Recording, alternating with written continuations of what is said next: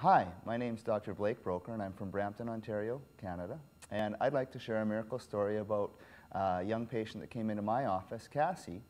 Cassie came into our chiropractic center with a referral from her daycare provider. In our office, we have an emergency paging service, and on a Sunday evening, I received a page from Cassie's mom asking if I could see their daughter down at our office. And so as I showed up to the office, Cassie's mother and her dad came in, and this little girl came in who was 2.5. And it was Sunday evening. I was kind of waiting for their daughter to come in that they wanted me to look at. And I was a little bit slow. I eventually realized that this little girl who's 2.5 was the one that I was going to help out. I asked, what could be, what's going on with your daughter? She's just 2.5. She seems to be moving fine. And they said, oh, yeah, she's not bad, but she's constipated. She hasn't had a bowel movement in over 10 days. And I said, wow. Well, we've helped patients with constipation in the past, but they're adults, and usually they come in with low back pain, and it's almost like a side effect. They actually get relief from constipation because their nervous system works better. But I haven't really worked with a child this age, and their response was, well, Liz told us to call and see if you could help. Would you look at her? It's almost as if they had more confidence in me than I had in myself. We went through an exam for Cassie, and we looked at her spine, and what we found is in the region, basically below the shoulder blades, into the middle of the lower back, that spine wasn't moving well. It was actually really locked up. And as you look at the nervous system and the way the body's wired, the nerves that come off the spine at that region, they actually go right to the organs of digestion, into the stomach, into the small intestine, the large intestine.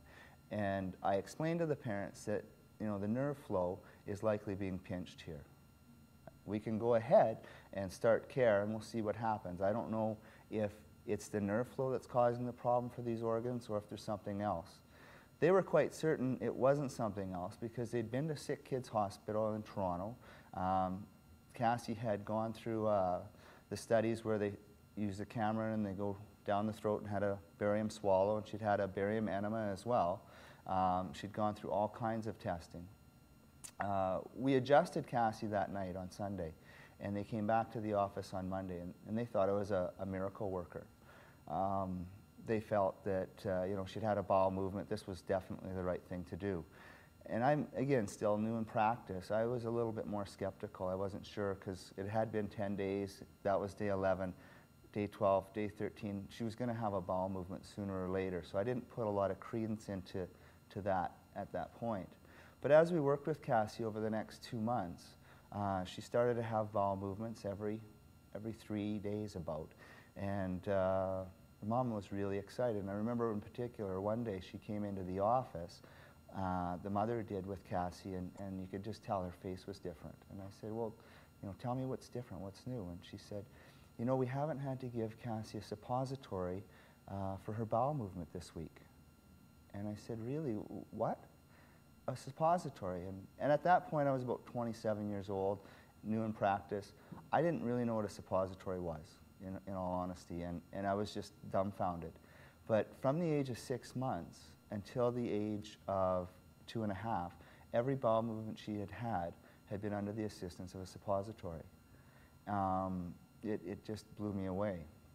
But we continued to work with Cassie, and as we did, she started to have regular bowel movements every day. And she's actually still a patient in the office. She's in grade 2, and you can just see how her life has changed.